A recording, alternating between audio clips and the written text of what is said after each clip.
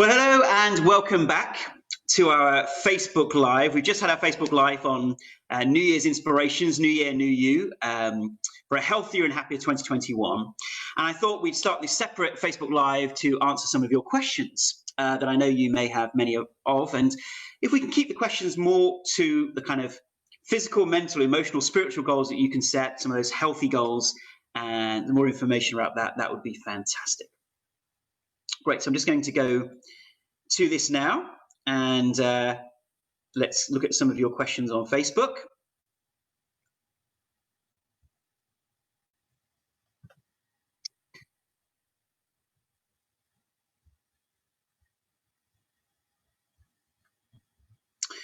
Okay, so in the comments section, please do share some of your questions about what it means to set these New Year's inspirations. We're letting go of New Year's resolutions now, and instead they're inspirations. So what does that mean to you, and what works for you? Perhaps some of you can share some of those goals that you are indulging in.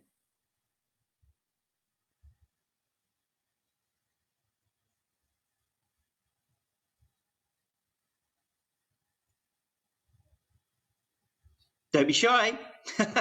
So when we're talking about our New Year's resolutions, some people ask me, actually, we do have a question now. So Laura's asking, how can I maintain excitement about sustaining goals that I've achieved? Okay, well, look, we as human beings, we're aspirational beings. So as soon as we've achieved a goal, we move on to the next thing and the next thing. But you're absolutely right. What about sustaining that goal? We talked about this idea that your imagination is more powerful than your willpower. And an exercise that I'd love for you to do, Laura, which I use every morning without fail, and it really helps re-inspire me each moment, is as soon as you wake up, your mind is in a semi-hypnotic state. Your conscious mind hasn't jumped in and able to pollute that unconscious, I suppose you could call it a sensitivity. So as soon as you wake up, imagine those goals and imagine sustaining those goals and how fantastic it feels. So let's say your goal is to exercise each morning. Okay, you've started that goal, but how to sustain it? Well, keep imagining how good it feels and how it's going to feel in a month's time, and 2 months' time, and 3 months' time. And then as you sustain that goal, eventually it will become self-sustaining. And many runners and athletes know, and many people who exercise, that once you've got that endorphin rush, you crave it, you want more and more of it. Yeah, and so then you sustain it. So keep re-inspiring each moment by imagining the benefits, and not just imagining in terms of intellectually, but feeling it. Just close your eyes for a few moments and just imagine what it feels like to fulfill those goals. Do that as soon as you wake up, and that will help sustain them. Brenda asks, how can I learn to surrender and stop resisting? Brenda, what a wonderful question. And you know, Brenda, I wonder if you could be patient for just a few weeks, because we're going to be doing another Facebook Live precisely on this subject, on surrender and acceptance. We're going to be doing a whole Facebook Live on this. And in the meantime, if you go to the Meaning of Life experiment and watch day 9, that talks exactly about acceptance and surrender, what it is and how you can achieve it. Well, you can't achieve surrender, but you can certainly practice surrender. Yeah? And really, in some ways, it's don't have to learn to surrender. You simply need to let go of resistance. Surrender and acceptance is your deepest nature anyway. You're already surrendered to that which you are. Yeah? You cannot not be that which you already are. But what you can do is blind yourself to it. And our resistance to what is so, what is happening right now, covers up this beautiful diamond that we are with a layer of dust. And the purpose of giving back to others and meditating and all of these different things we practice is to remove that layer of dust, to stop resisting what is so. Because, as I'd mentioned in the first part, 2020 was a year of resistance. We resisted what is so because we weren't used to something like this in our lives. We got so used to life being a certain way.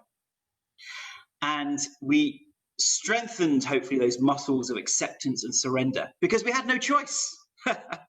Life will help us let go of our attachments and our resistances and surrender to what is so. And the next lesson will come, and the next lesson will come. So the way we practice is to feel that resistance, that anxiety, that grief, whatever emotion you have within you. Take a deep breath in and breathe it out to the feet of the Lord, they say, or whoever you believe in, or whatever represents love. So we can all believe in love, whether you're an atheist, a spiritualist, a religionist, we can all believe in the power of love. So whatever represents love to you, imagine that in front of you and surrender and let go of your resistance and say, I am being taken care of. I'm okay. There's a higher power at work. And when we surrender in that way, it brings enormous strength to us. But far more information in that video.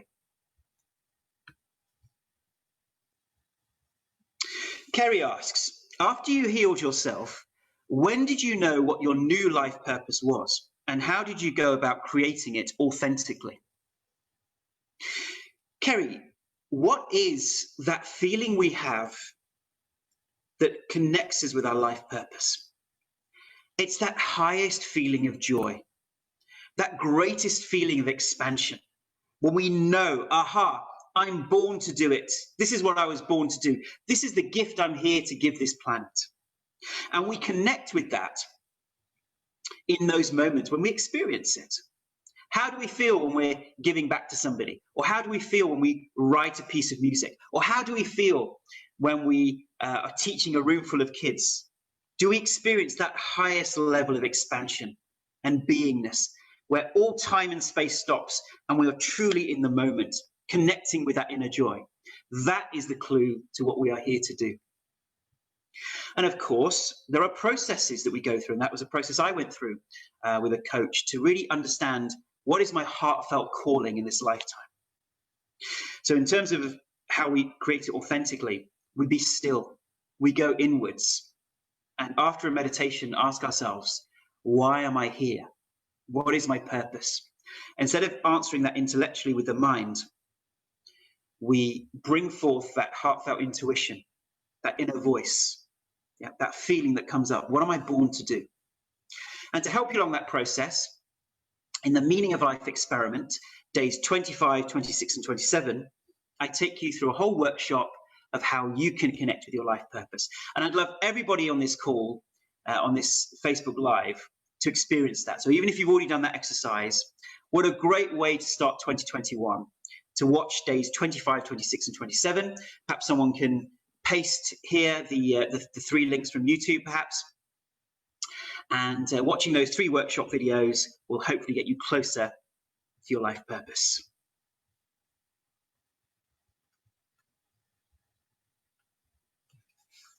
Anne asks a question. Please do tell me where you're from as well. Always love to know where our audience is based. So Anne asks, what point do we take action? Surrendering is important for a time, and then taking action and serving. Yeah. So this brings out a vision of us just sitting there thinking, okay, things are bad, but I let go, I surrender. And we're sitting in our room, and that's all we do. Is that right? Life is a balance where we have one foot in the spiritual realm and one foot in the material realm. We are beings of action. Yeah, we have that capability. And the secret is to surrender in action and see that action in surrender. Surrendering is an inside job. It's an internal experience where we say, rather than resisting what is so, I surrender to what is so. I accept. I no longer resist it. I'm at peace with it. I'm at peace with what is. What is. You have people in meetings saying, it just is. We are where we are. What a great phrase of acceptance and surrender. So that's an internal experience. And from that place of surrender, we conserve energy. Because where do we leak energy? We leak energy with worrying. So we save energy. And with that conservation of energy, we take powerful, dynamic action. Yes, it doesn't mean we just surrender and let go. We still see what needs to be done. We meet the moment and do what is required. So we go out and take that measure, or campaign for human rights, or write those letters and petitions, or go and serve someone in an old people's home. Whatever it is that requires action, whatever we see around us which isn't working, we are here to make a difference, both internally, to grow internally, but also in this material realm to take action. Surrender in action. It's a very famous phrase from the East, from actually a very famous text called the Bhagavad Gita, which talks about skill in action, stillness in action, yoga in action, which means that even whilst you're acting, there is inner serenity and peace. And that is the true mark of a yogi. Can you take action? Can you be a force for good in the world, even though there is so much negativity and so many challenges that we face? Can you make a difference, but at the same time, do it from an inner place of peace, without attachment and getting bogged down in what you see around you, taking the speck out of your eye and seeing the true beauty of the world, just like that song by Louis Armstrong that we just sung together.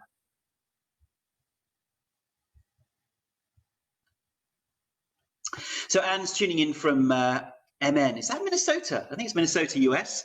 Brenda in Florida, lovely to see you. Becky here in Somerset. And Anne also commenting, yes, surrender in action. So please, once again, do share, like and comment. Please do share this on your personal feeds or other groups that you're a part of. Always love to share this information out there. Okay, do we have some more questions? Please do share your questions, whatever is on your mind or of interest to you around goal setting. Always useful to share that. Kerry says, awesome. I'm already on day 7 of the Meaning of Life experiments. Thank you. Great. Glad you're enjoying it, Kerry.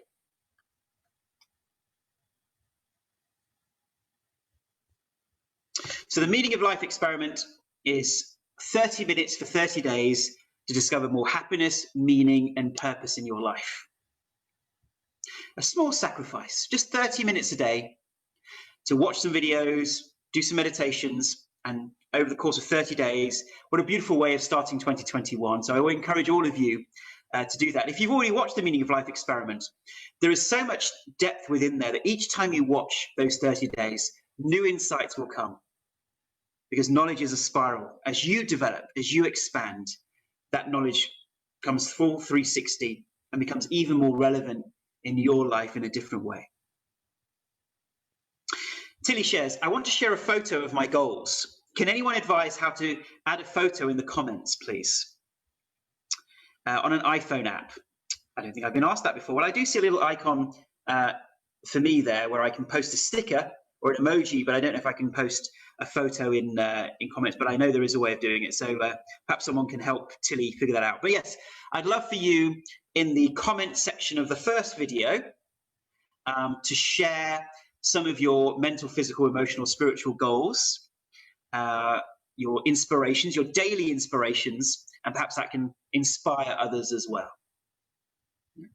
And once again, please do share that first video. That's the most important video. Please do share that with many other people and your timelines. Yeah. And even children, you know, it's very important that we don't overburden children. They're already under a lot of stress and pressure right now, and they feel it a lot at school. But at the same time, it's something where you can share this video with, let's say, teenagers who are thinking about what they want to accomplish this year, because we tempered it with the idea of self-love and self-compassion. If you set those expectations and those visions, but tell yourself off each time you don't hit one of those parameters, then all you've done is turn yourself against yourself. And all that does is create more turmoil within you.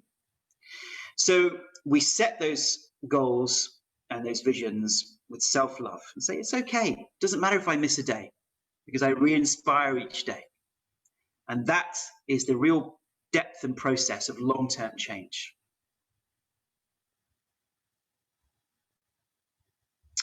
Suzanne's already on it. She says, I have to go now. I have to deliver a meal to an elderly person. Catch up later. Suzanne, thank you for sharing and inspiring others. You know, there's so many things that we can do in life right now. And of course, if you're on the Gupta program, it's very important you pace yourself and not put too many expectations on yourself. But otherwise, if you have that health, there are so many people in need right now. Reach your hand out first and see who you can support. And right now, there are a lot of people, especially elderly people, in isolation. So are there elderly people that you can go and have a phone call with to help them feel less lonely? Are there soup kitchens that you could support? There are food banks that are really, doing a fantastic job of supporting people on low incomes. There are so many opportunities to serve and give back and really expand yourself. Laura says, I want to share the meaning of life with my friends in a group. Is that okay?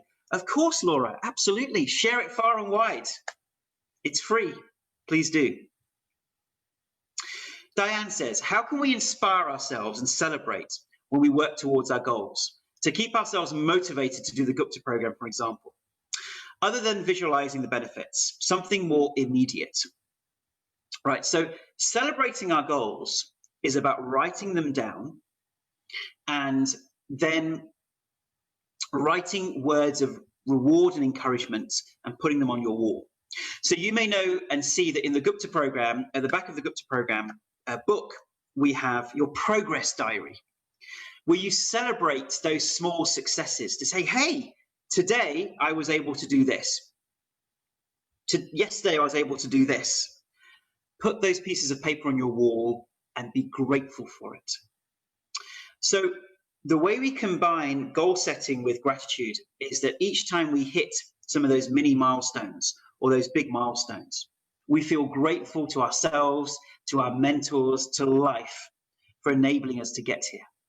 Gratitude is the key to that celebration. Because you see, if you celebrate from a place of ego, to say, wow, I'm amazing, look at me, I did this, I did that, then pride can take over. And actually, we can become complacent with ourselves. And we can also start setting ourselves up for failure because there's dependencies on that. The ego starts depending on those successes. But if we come from a place of gratitude for ourselves, for the people who've supported us, then that becomes longer lasting. And another way we can reward ourselves is, Diane, sharing our successes with others. Yeah, because others who love us will share and say, great, wonderful, and egg us on. So say to people, look, I was able to keep up with my 30-day meditation goal, for instance, or I've kept up with the Gupta program for 3 years, 6 months. Yeah, and sharing that with others is a great way of celebrating together. Yeah.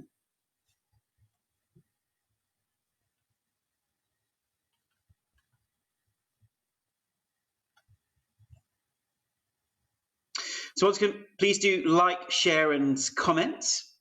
And please do tell us where you're tuning in from.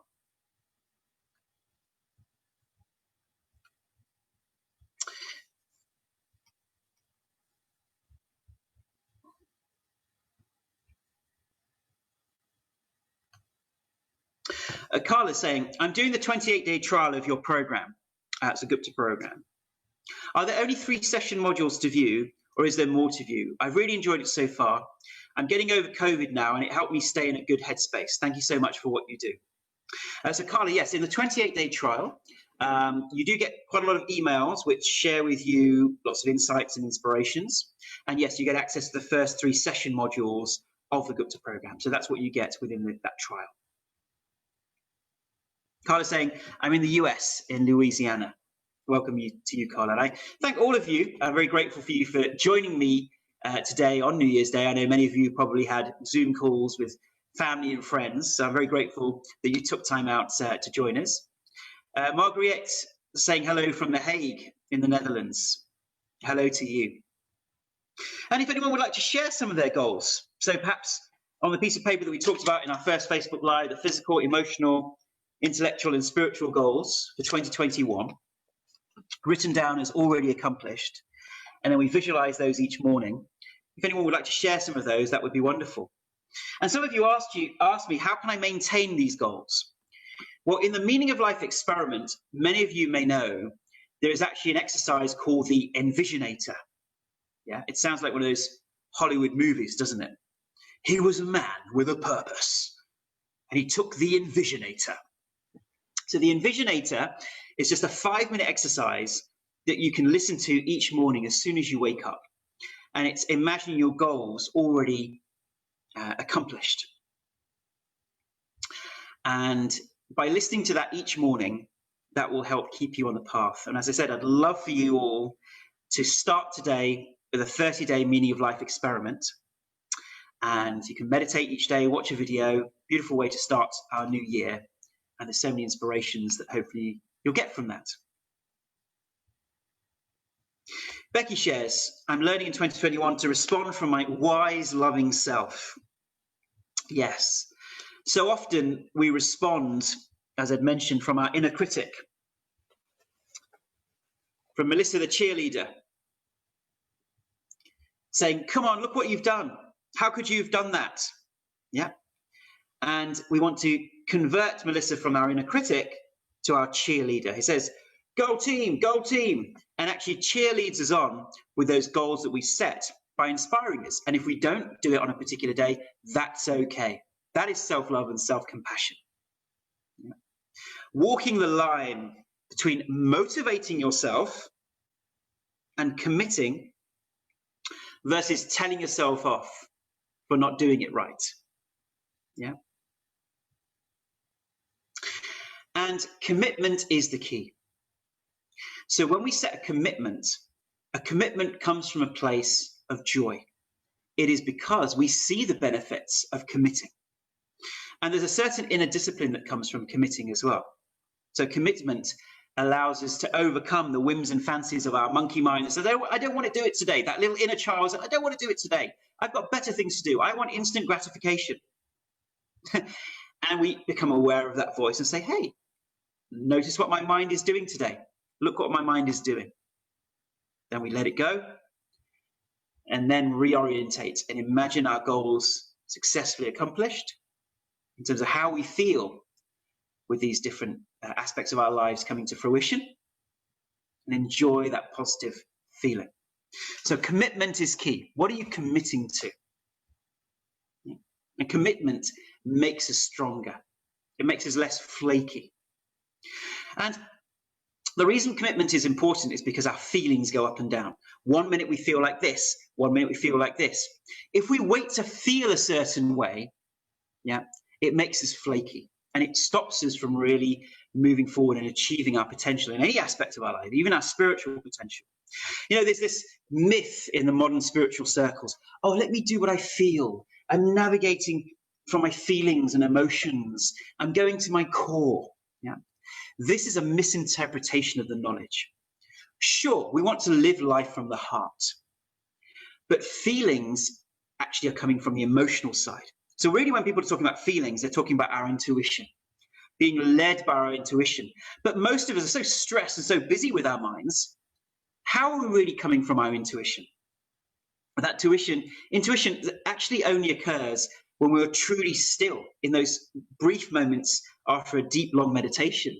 Sure, then you can be guided by that inner intuition. But during the day, moment to moment, your emotions are going up and down. Your feelings are going up and down. 1 minute you feel excited, 1 minute you feel depressed. That is not a way to navigate life, because that is navigating from the mind, not your intuition. So this is a very, very important differentiation that's important in spiritual circles. It is not saying that somehow you're spiritually elevated because you follow your feelings, you follow your heart. It's a misinterpretation. Commitment is key. Carla says, what I've found is there's an accumulative effect when we commit to a meditation practice. Yes, absolutely. The reason that so many people out there in the world don't meditate is not because they don't think it's good for them. It's because they meditate for 1 or 2 sessions and think, oh, I've got a busy mind. It's not working for me. I can't meditate. Forget it. Yeah. But that's like going to the gym and putting the weight on the highest bar on the first day, pulling the weights and going, oh, this is too heavy, forget it, it's not for me. Of course, when you first meditate, it's going to be a little challenging often. Of course, you're going to have a mind full of thoughts. You're not suddenly going to be enlightened on your first meditation and be in complete stillness and samadhi, connecting with the source and oneness, right? If it was that easy, we would have all done it.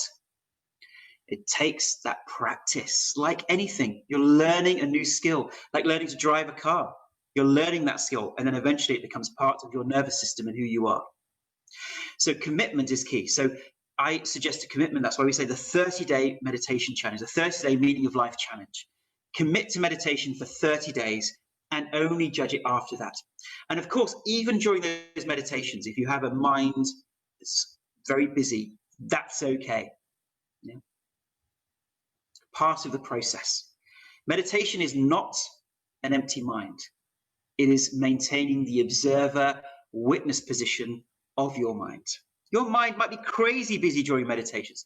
Even now, after many years of meditation, I may have a meditation that's full of worries and thoughts, but that's okay because I'm not identified with them. I'm not attached to them. They can do whatever they want, and I just observe them. And that's the process of meditation rather than the end result of meditation.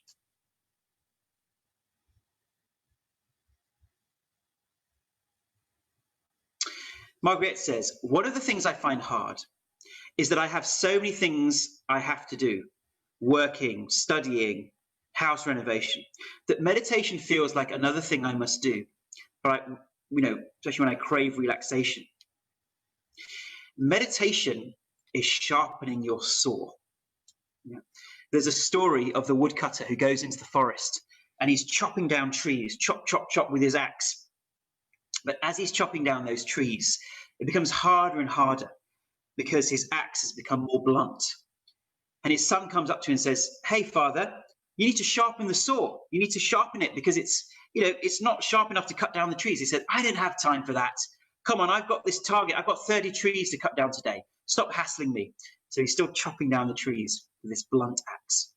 And in the same way, you sharpen that axe, you sharpen that mind, where you take time out from your busy schedule to sharpen that intellect. Meditation makes the rest of your day more efficient. You'll become faster at doing other things. You'll need slightly less sleep when you regularly meditate. So it pays itself more than back in time saved and efficiency savings, effectiveness savings. That's how meditation is so powerful. So when you prioritize meditation, when you take that time out to, meditate 15, 20 minutes a day, everything in the rest of your day will become easier. And we see that with a shower, right? So we often take a shower or bath each evening or in the mornings, hopefully. Why do we do that? That takes 15, 20 minutes, often the whole process, because we know we feel much better for it and life is much easier and we have a clearer mind. In the same way we wash off all that dirt of the previous day, in the same way we've got all the accumulated negativities of the mind and worries from the previous day. Let's cleanse them out today and start afresh. Let's be reborn every moment. That's a wonderful way to end our Q&A on our New Year's inspirations, New Year, New You. Once again, please do share, comment and like this. And on our first video that we did an hour ago, please do share that with as many people as possible. We want to get the word out that here at the Gupta Program, we've got so many resources for you, the Coronavirus Challenge, the Meaning of Life Experiment, the Gupta Program, that can support you in all aspects of your journey in 2021. We've made that all available for you to make life a little easier this year. So thank you to all of you for watching. It's wonderful to have had you. And let's make 2021 a new inspiring year. We've learned so much, and it's an opportunity to grow and expand into an even greater and magnificent version of who we truly are. So thank you for watching, and I'll see you next time. Lots of love. Goodbye.